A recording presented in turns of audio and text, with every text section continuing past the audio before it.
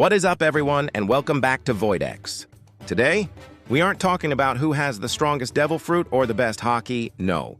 Today, we are talking about the only stat that actually matters in the grand line. Aura. In the world of One Piece, you can be a literal god, but if you don't look cold while doing it, your rank drops. Aura is the ability to walk into a room and make everyone, including the viewers, hold their breath. We're ranking everyone from the Aura debt basement all the way to the S-tier kings. Let's see who's actually farming and who's just a fraud. Bruh. Starting off at the bottom, we have a category I like to call Aura debt. This spot is reserved for one man, Rob Lucci. Look, back in Eni's lobby, Lucci was the definition of a menace. He was a silent predator, a cold-blooded assassin who didn't waste words. But ever since the time skip, the man is officially in debt. He showed up at Egghead thinking he was the main character, only to get bullied by a laughing rubber boy. Every time Luffy bounces on his head in Gear 5, Lucci loses another year's worth of aura. He's basically a house cat for the 5 elders now. Debt collected, Lucci.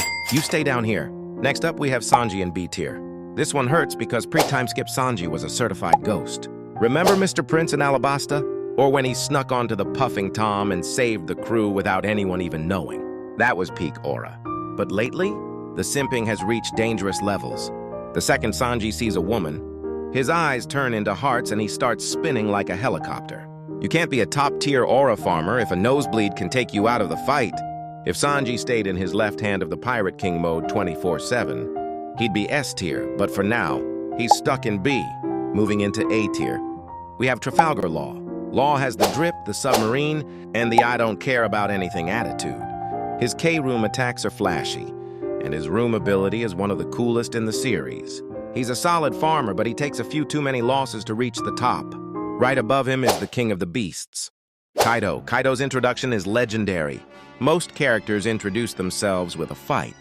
Kaido introduced himself by jumping 10,000 meters off a Sky Island just because he was bored. That is pure, unadulterated aura. He sat on a throne in Wano for years, just waiting for someone to be worth his time. That's a natural farmer right there. Now let's talk about the coldest man in the Navy, literally. Aokiji takes the top of A tier, but he's not a normal farmer. Aokiji is a reverse aura farmer. What does that mean? It means when everyone else is at 100% hype, Aokiji shows up just to cancel it. Think back to Marineford.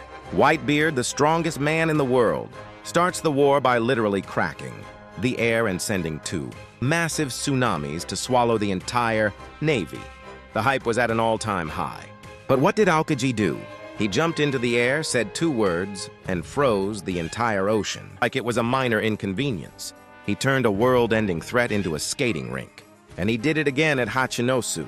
Garp was having the greatest aura farming session of his life, dropping a galaxy impact and destroying a city. But then Aokiji stepped out of the shadows. He didn't run, he didn't hide.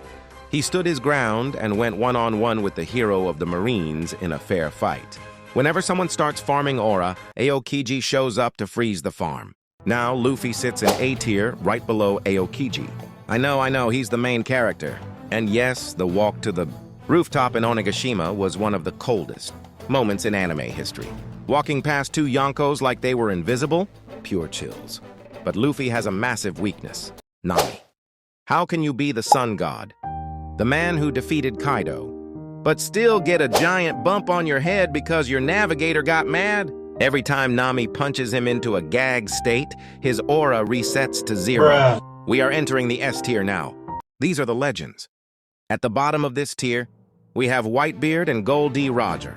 Whitebeard is a man who died standing up.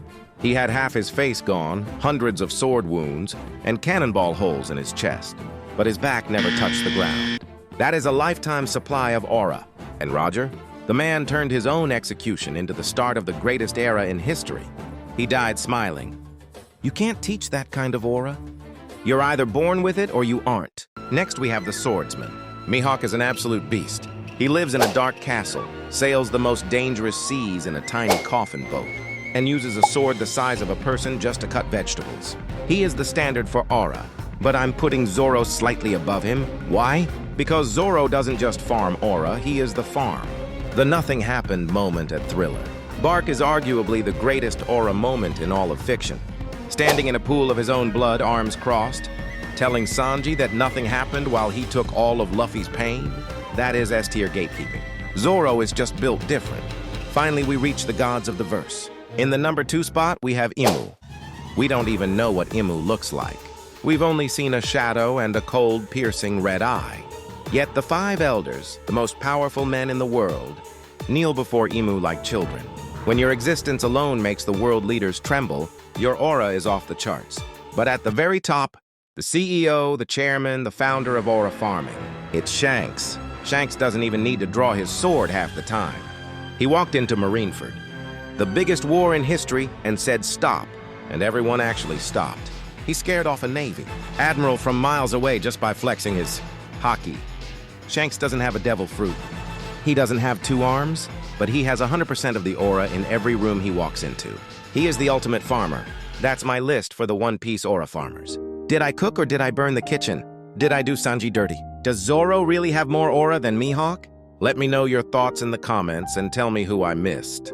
If you enjoyed this deep dive, make sure to hit that subscribe button and turn on notifications so you don't miss our next One Piece or gaming breakdown. This has been Voidex, and I'll see you in the next one. Peace!